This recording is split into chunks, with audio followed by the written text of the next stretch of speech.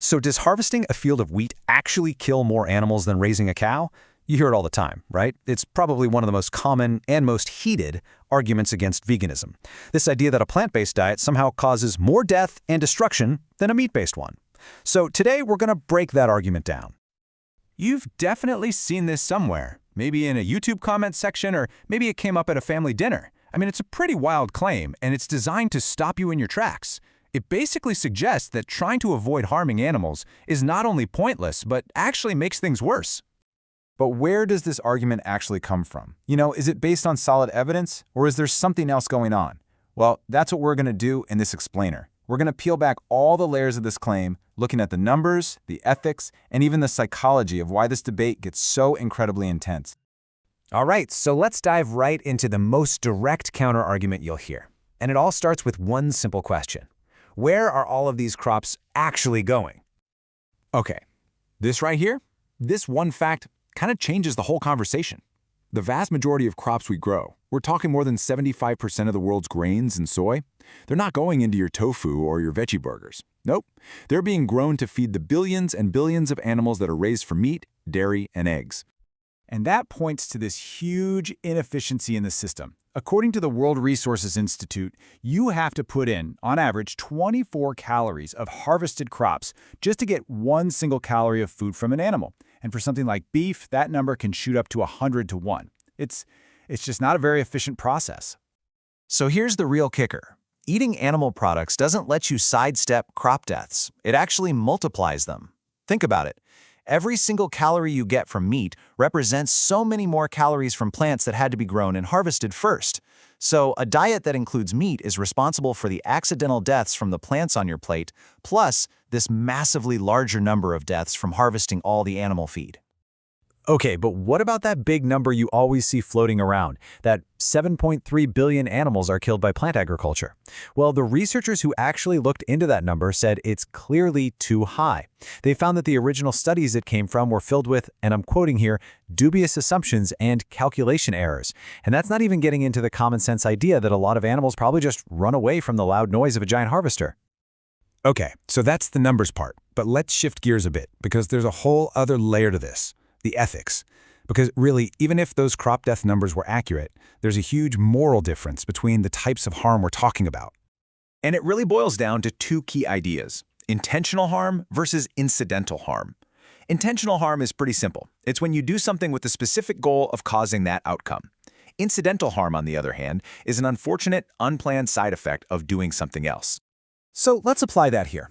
On one hand, you have animal agriculture, which is, by its very definition, a system of intentional killing. The animals are bred for the explicit purpose of being slaughtered.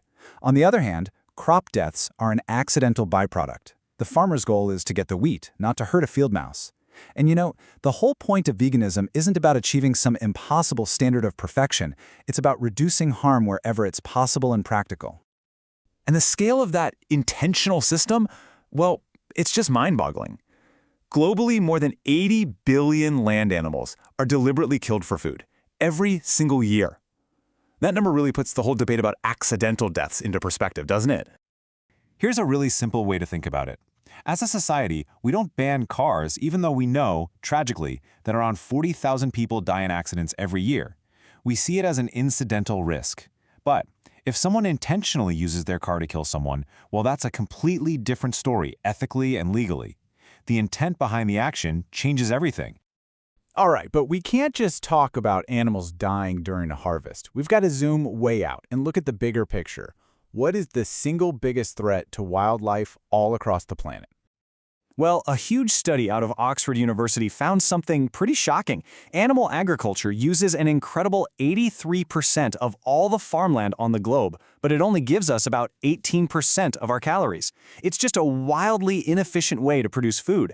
And all that land use, that's the #1 cause of habitat destruction in the world. And what that inefficiency means is, if the entire world were to shift to a more plant-based food system, we could free up an area of land the size of the US, China, the European Union, and Australia all put together. That's 75% of the land we currently use for agriculture that could just be given back to nature for rewilding and restoring habitats. And the damage our current system has already done, it's absolutely staggering. Right now, the weight of all our livestock outweighs all wild mammals combined by 14 to 1. We've cleared so much land for grazing and for growing animal feed that we've caused wild mammal populations to plummet by over 85%. So when you look at it that way, the biggest threat to wild animals isn't a combine harvester. It's having their entire world bulldozed. Okay, so we've looked at the numbers and we've looked at the ethics. But there's still this question, right? Why does this specific argument get so nasty, so personal? To understand that, we have to look at the psychology behind it all.